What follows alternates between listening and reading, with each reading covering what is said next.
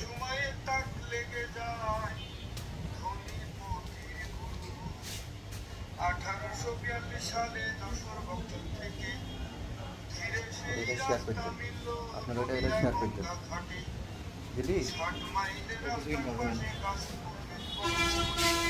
মা যাবেন গঙ্গা স্নানে সুন্দর চলার যাপন প্রতিবর্ধন ব্যক্তি করাই বড় হলো ধীরে পাখ পাখালি সুব্যঞ্জনে ধরল মায়া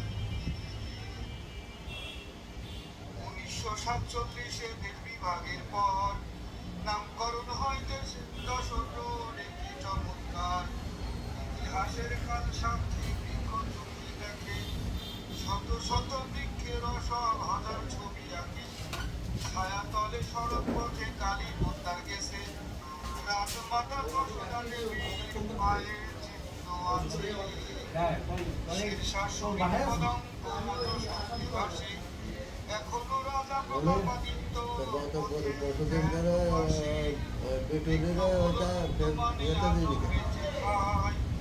বর্তমানে থেকেও বৃক্ষ ফিরে ফিরে যায় মুঘল আমল কেমন ছিল জানের কড়াই 12 ভূয়াদের সে সময় কেমন ছিল গড়াই ব্রিটিশ শাসন দেখেছে ভাই নীরব বৃক্ষগুলো হাজার স্মৃতি খল বলায়া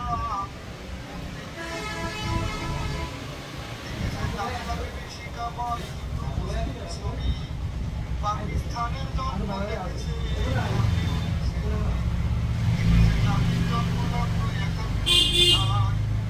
মুক্তিযোদ্ধাদের যোদ্ধা দেখেছে রক্তাকাশ লাখো কোটি শরণার্থীর আশ্রয় ছিল বৃক্ষ বৃক্ষতলের এই রাস্তা চলার পথের লক্ষ্য কান্না আর আহাজারি নিদারুণ সে কথা আজও বাজে সকরুণ মর্মপীড়িত ব্যথা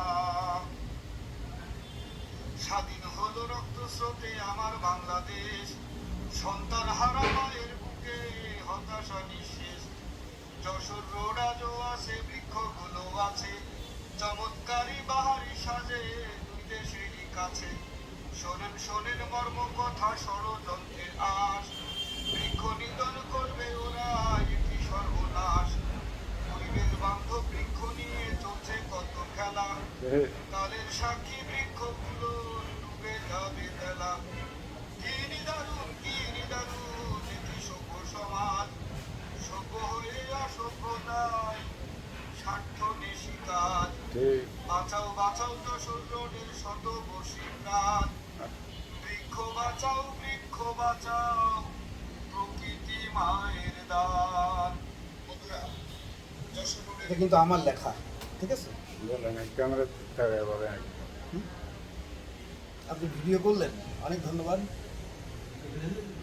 এটা হচ্ছে যশোর রোড, ঐতিহাসিক যশোর রোড, সেই যশোর রোড নিয়ে এটা একটি আমার লেখা, বৃক্ষপথন। আপনার নিজের লেখা? হ্যাঁ। তো এটা হচ্ছে আমি একটা রেকর্ডিং করছিলাম, সেটা আপনাদেরকে শোনালাম। আরও আমার সামনে যারা 10-12 জন বন্ধু বান্ধব আছেন তাদের সামনে আমি শোনালাম। আসলে দুঃখ ভারাক্রান্ত মন নিয়ে বেঁচে থাকা তো যায় না, আনন্দ উচ্ছ্বাস করতে হয় এবং মানুষের জীবন তো খুব সুপরিপাটি যদি সে মানুষ পড়ে সুন্দর হয়। অভাব বলে কিছু নেই, যা আছে ঢের ভালো। আসলে আমি যে এসেছি পৃথিবীতে, আমার বলে কি আছে? কিচ্ছুই না। ধন্যবাদ।